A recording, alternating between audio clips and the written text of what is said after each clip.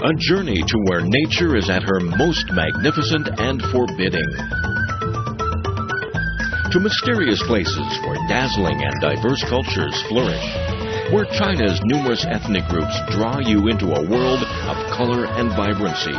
Where distinct lifestyles, traditions, and crafts have survived the test of time.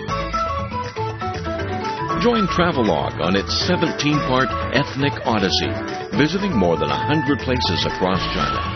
Ethnic Odyssey, an enlightened look at China's rich ethnic heritage.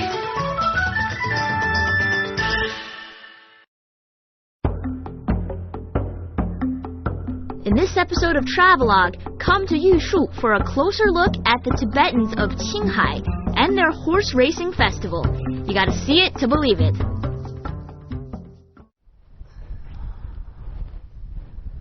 Variety of its landscape and diversity of its peoples. Welcome to Travelogue's Ethnic Minority Special again. And if you look at the site behind me, you see these multicolored rainbow. They're like prayer flags that are dancing in the wind. And in my opinion, this is the most spectacular sight you could find anywhere.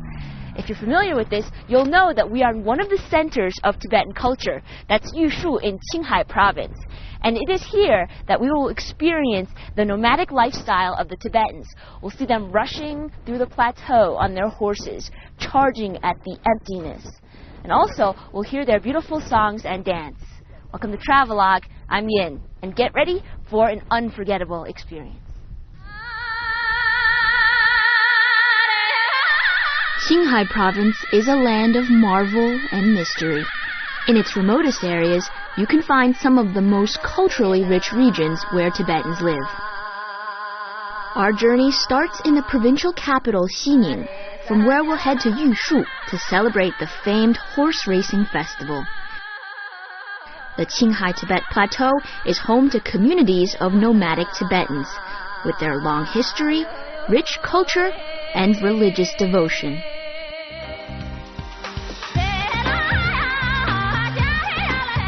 Despite living in a harsh, high-altitude environment, Tibetans are famous for their sprightly nature and vivacious culture. The spirit of the Tangba Tibetans permeates their energetic songs, bold dances, strikingly bright faces, and wild horse races. The most typical image of these people is that of men and women dressed in bold colors, racing across the grassland on horseback.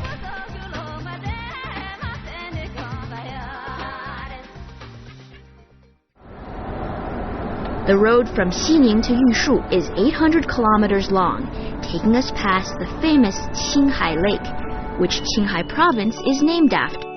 It's the largest saltwater lake in China, whose scenery is so beautiful that people believe it's blessed by heaven. It's the right season, you can get a glimpse of endless rows of race flowers. Qinghai Lake is known variously as the Green Lake, Blue Sea, and Fairyland, names that describe its changing shades at different times of day, in different seasons, and when viewed from different angles. The locals call the lake their mother lake, and they hold ceremonies here to make sacrifices to the lake god. Before the arrival of Tibetan Buddhism, the indigenous religion was Bon and involved the worship of mountains, forests, and bodies of water. The sacrificial ceremonies around Qinghai Lake are a lingering legacy of Bon.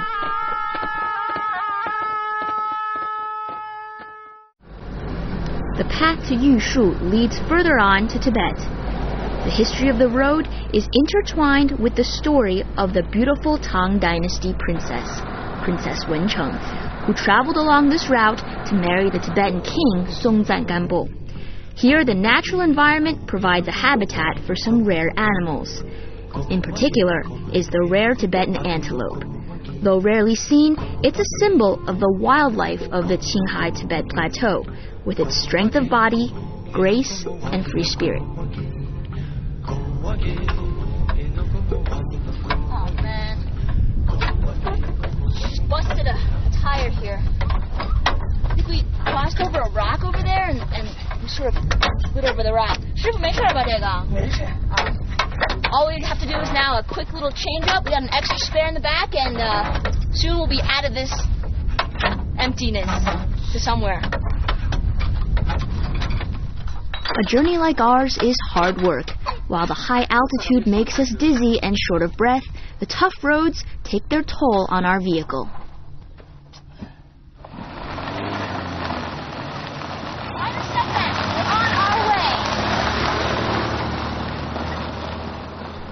But the journey continues.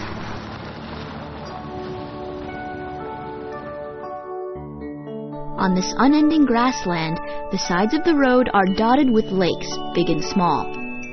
Yushu is sometimes called the source of rivers, namely the Yellow River, the Yangtze River, and the Lancang. Now, since ancient times, the Yellow River has nurtured Chinese civilization. The source of the river is 4,600 meters above sea level, and there are plenty of natural barriers. Even so, you may be surprised by what you find here. See that blue behind me? That lake back there?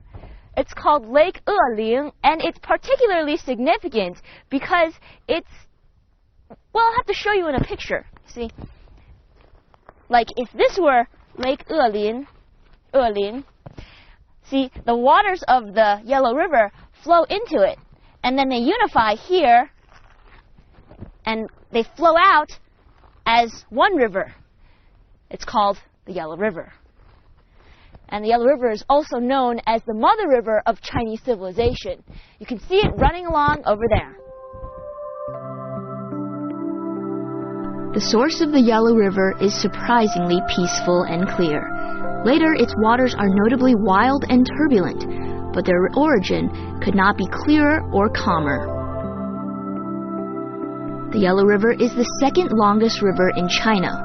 From Qinghai, it passes through 9 provinces and autonomous regions on its way to the Bohai Sea on the east coast.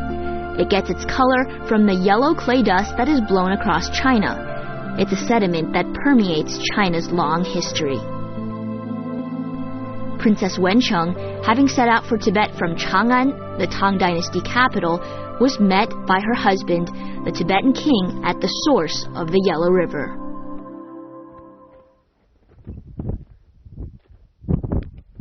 And next to me now is the Yellow River itself, the origin.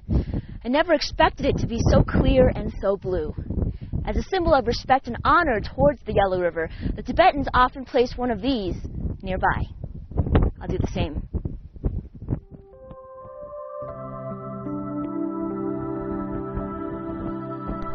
The Yellow River is the spiritual home of the Chinese people, and its source is protected by typical Tibetan yak horns.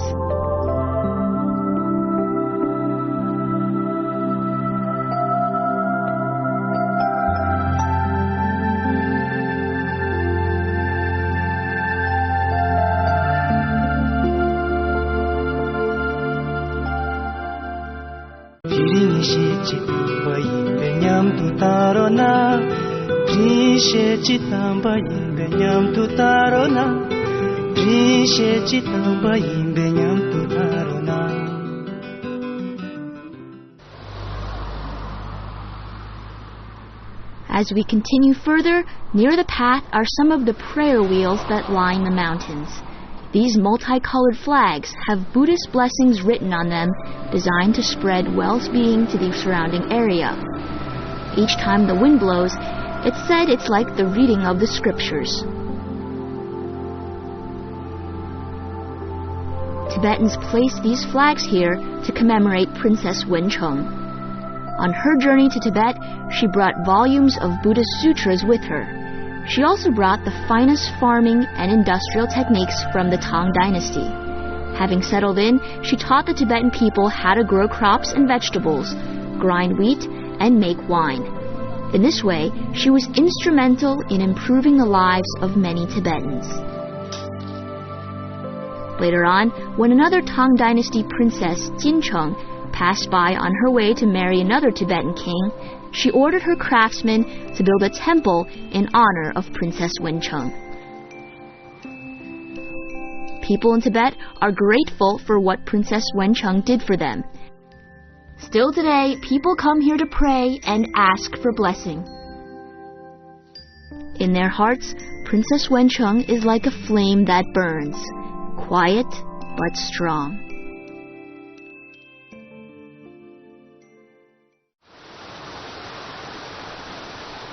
Yushu has its own place of mystery, Leba Valley. Here, carved on the mountains and rocks, is the 6-word mantra of Tibetan Buddhism. O Mani Padme Hum, it reads. The entire teachings of the Buddha are contained in this mantra. Not surprisingly, it can't be translated into a simple phrase. Repeating this mantra is believed to bring merit and ease the negative karma.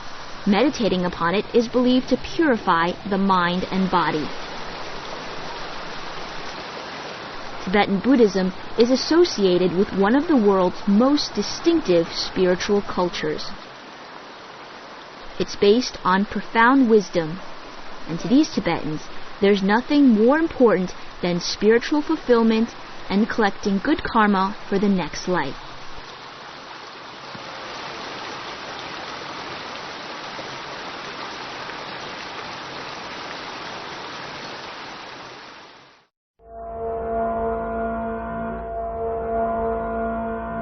So we finally arrived at Jiegu, capital of Yushu Prefecture. A must-see here is the Jiegu Monastery, located on top of a hill to the north. The monastery is famous for its magnificent structure, the number of its celebrated monks, and its rich collection of relics. Much of the monastery's fame is also attributed to its first living Buddha.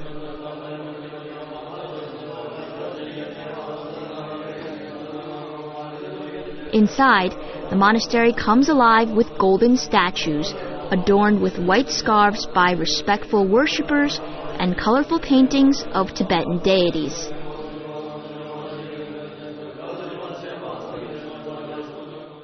If you ask people to choose one location as the unifying point for everyone in the town, it would probably be this temple back there. You see, it's located high above the mountains, and it overlooks the entire town and protects every single person here, blessing them. Yushu is one of the most remote areas where Tibetans live. The population is over 90% Tibetan.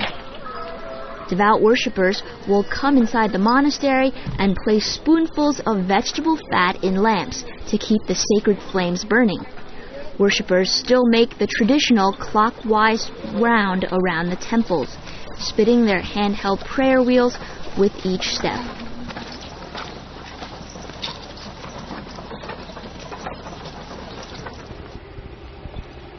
Every morning, a lot of the local people, both young and old, they come to this place right here and spin these prayer wheels. Now they're called so because inside there are the scriptures, and spinning them clockwise is like reading the prayers. Now some people decide to just push these along. Others also have a little handheld prayer wheel which they spin. And so others, they bow down on their hands and knees like this and prostrate. And over here, you can find these mani stones. There's almost millions of them, all layered up, each one with a blessing. That's a whole lot of stones.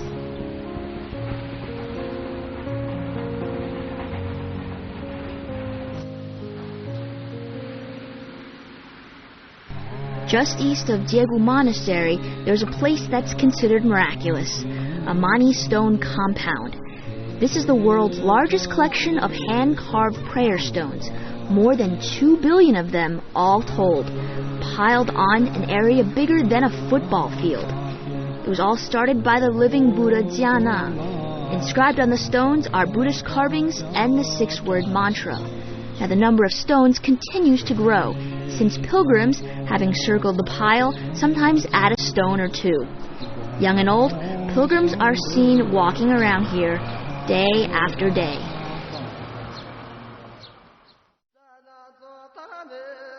The most exciting time of year in Yushu is late July. That's when the horse racing festival is held. On the grasslands, tents brighten up the scene, like stars covering the sky. People come from all over the world to take part in the celebrations. The local nomadic people camp out with their families, making the festival a great family gathering. But the highlight of the event, of course, is racing, and people bring their finest horses. Hey, buddy. Such a good boy. Are you gonna be in the racing? You gonna take home the championship?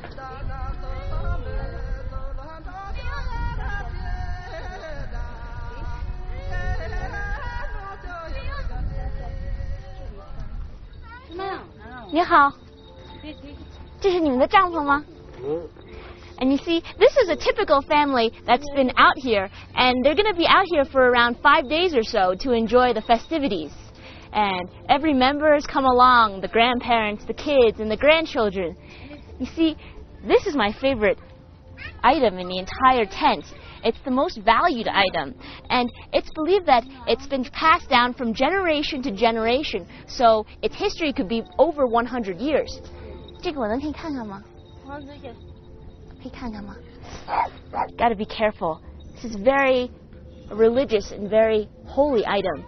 It's called a prayer wheel, and it's spun like this in this manner, and inside are the Buddhist scriptures. It's believed that every time you spin it once, it's like reading the scriptures.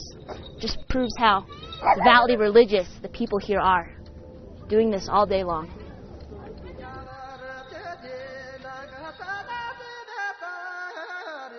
There are two types of tents, the black yarn ones and the white cloth ones. For the horse racing festival, people usually bring along the summertime white cloth tents. These are smaller, thinner, and more portable. On its outside, they're decorated with auspicious symbols or other religious signs. In fact, these mobile homes have become an art form in their own right. You see, here the weather is really cold at night and early in the morning, and really hot in the afternoon and also around noontime. So they wear these coats here and many layers, you see, and this part is made of, I think, wool, and it's very, very warm. But it's so complicated to put on that I don't think I could do this by myself. I need them to help me. During the festival, Tibetans dress in their finest. Since they are nomadic people, they carry their valuables with them, much of it in the form of jewelry or other accessories. Men and women alike wear their long hair and cover themselves in ornaments made of silver, gold, pearls, and jade. A Kamba woman, in her formal dress, can be wearing jewelry worth several 100,000, even 1,000,000 yuan. Yushu in Qinghai is known as the land of song and dance. Back in the 18th century, the living Buddha of the Jiegu Monastery created many of the dances. Making your sleeves sway is an important part of the dance. The sense of festivity is enhanced by the ringing of the foot bells, and the swinging of the sleeves makes them appear like they're swaying and swinging in the air. I see, this is the real Tibetan dance, and you see, the skill is all in the sleeves right here, and they swing it back and forth, and you see the spirit they have. It's very free will, just like the environment here.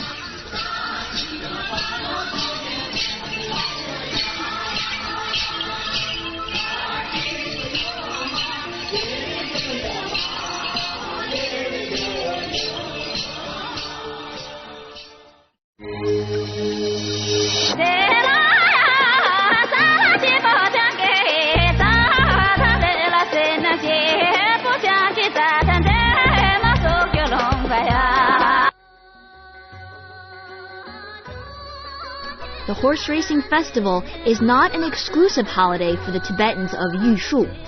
People come from Gansu, Tibet itself, and other parts of Qinghai, Yunnan, and Sichuan to take part in the festivities. Now, though they are all Tibetans, coming from different regions, they dress in a rich variety of costumes. But there are common features: the wide waist, long sleeves, long apron, and high boots. Also, the men and women are decked out in jewels and their most prized possessions. They're certainly not shy about displaying their wealth.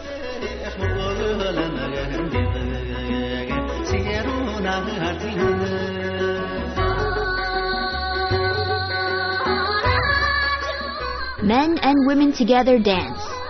But you see, it's the men who show off many of their moves. Tibetan men are agile dancers and sometimes quite fierce. They incorporate aspects of their daily life into their movements, so their dancing gives us a hint of the rough, brave nature of Tibetan men.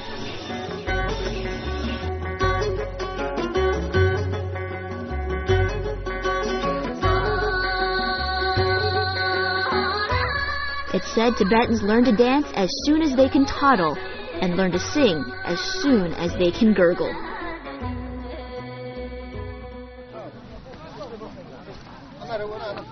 So here we are at the big finish line. This is where it all happens right now. You see all the contestants are getting ready to start their horses, and some of the contestants are even like little kids. They're like 11, 10 years old, ready on their horses because they're lightweight jockeys, right?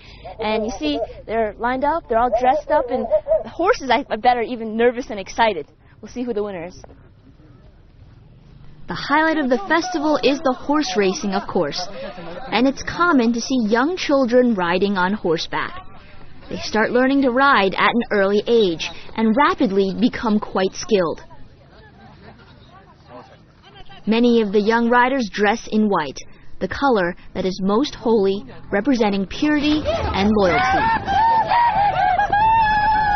Qinghai is sparsely populated, but during the horse racing festival, the small town of Yushu is crowded with hordes of people wanting to witness the climax: the singing and dancing, the costume shows, and the horse racing. The festival is 5 days of fun and excitement.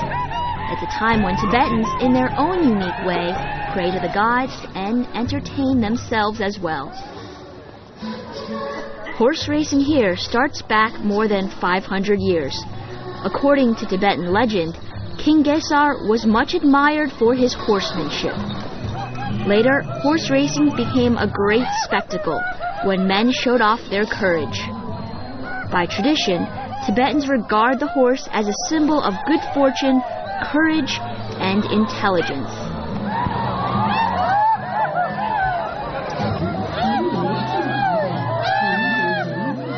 By contrast, with the excitement of the horse race, the yak race is far more amusing.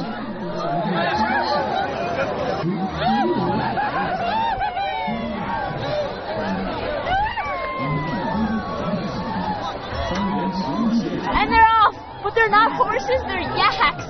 Because Yushu is actually the home of the yaks. And you see the guy in the front? Look how fast he's going, that yak. He's trained with a rider.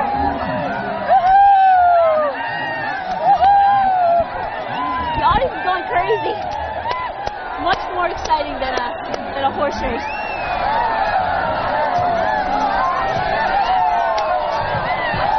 See, and most interesting is there's always one guy in the back who's sort of just taking his time, doing his thing. He's just rolling along, rolling. Hurry up, man!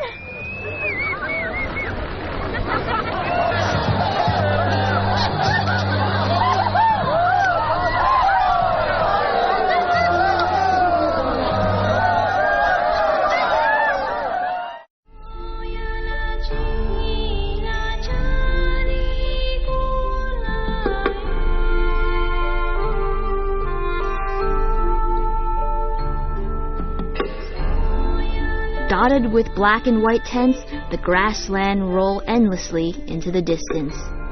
Mingling with the whispering wind are the sounds of racing horse hooves. There's the figure of a handsome and brave young man. Behind him is a Tibetan girl, her hair adorned with precious jewels, her face pure and bright. Onward they gallop, to where nobody knows. That is Qinghai.